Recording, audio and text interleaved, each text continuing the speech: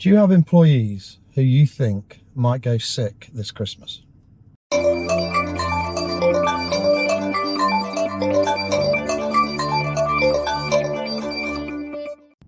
Welcome to another episode of Titan PI TV, where we're looking at the inside workings of a live operation investigation agency, that being here, Titan, based in Derby. However, we have another 9 offices, that's 10 offices in all, based in Truro down in the southwest, all the way up to Manchester in the northwest of England, giving us that English coverage.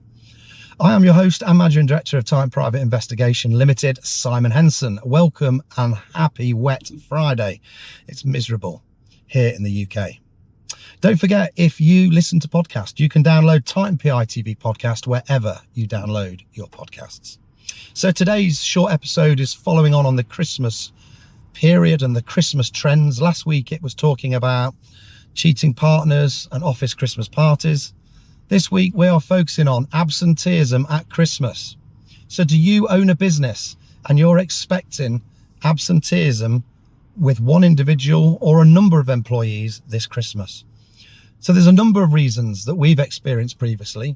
It might be that a leave pass has been put in and it's been mentioned that they're going on holiday, and unfortunately that leave can't be honoured. It's been refused. It could be that the employee has previous MO or previous behaviour of being absent during the Christmas period. Or it might be that they've confided in a work colleague and they've said that they're going to be going sick this Christmas, and that's been fed back to the senior management or HR. So in the first example, we would look at deploying a surveillance team to gain evidence of the employee going on holiday. It might be that we have to do quite a lot of work behind the scenes. If we know the destination, we know the date that they're going, we can work out the flights and cover all the flights, but we'd cover them from the home address. We would get imagery of them putting bags in the car, going to the airport, parking up and checking in for that flight. Obviously we can't go airside, but that would be concrete evidence for you and it's fully admissible in a tribunal. Examples 2 and 3. For this, we would just purely deploy a surveillance team once the absenteeism has happened. So they haven't turned up to work. The thought was that they weren't going to for those 2 reasons. And then we would deploy the surveillance team, because it's pointless deploying the surveillance team when we don't know it's definitely going to happen. So how do we do it? That's the 3 scenarios. How we do it: we deploy 2 surveillance operatives. You can't follow someone covertly with 1 surveillance operative. It's not covert. It's 1 person or 1 vehicle following a subject.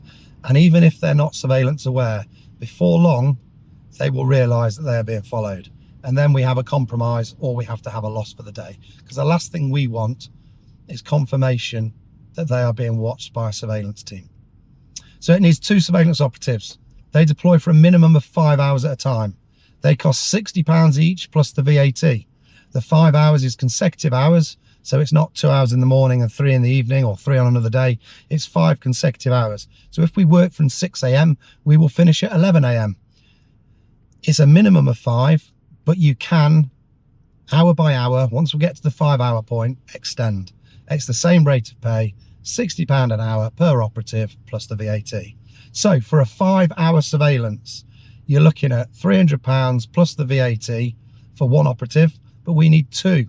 So it's £600 plus the VAT, £720. For that, you will get the 2 operatives and 2 vehicles. They will covertly follow the subject and record their movements throughout the day. We will then provide you with updates throughout lifetime and potentially imagery if we're in a position to be able to send the imagery over. But the main thing the operatives are looking at is keeping control of that subject and making sure it's covert and they're not aware that they're being followed. But we can send imagery over at pertinent points if required.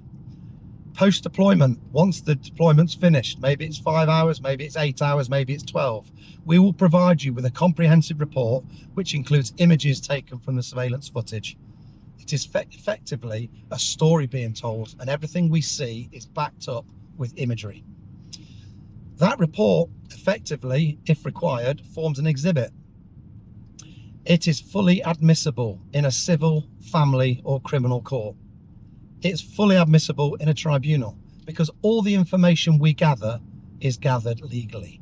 And because we come from a policing background, we know what we're doing. We know how to retain exhibits, make sure they're watertight and keep their integrity. So that's how we would do it. If you think you've got an employee this Christmas that is going to be going absent or sick, then give us a ring. We're a phone call away, we're an email away, we're a confidential contact form away on the website. Just get in contact with us. It's a free, completely free consultation, and we will draw up an investigation plan for you to go away, speak to your directors or senior management team and decide what, if any, course of action you want to take. Thank you for listening to another episode of Titan PI TV. Please give us a thumbs up. We love a thumbs up. We've now got well over 3,000 subscribers, and I thank every single one of you for subscribing and your continued support. If you don't want to miss further episodes and you aren't subscribed, then subscribe. It's completely free. Just click on the subscribe button. Hope you have a fantastic weekend, and until next time, stay safe.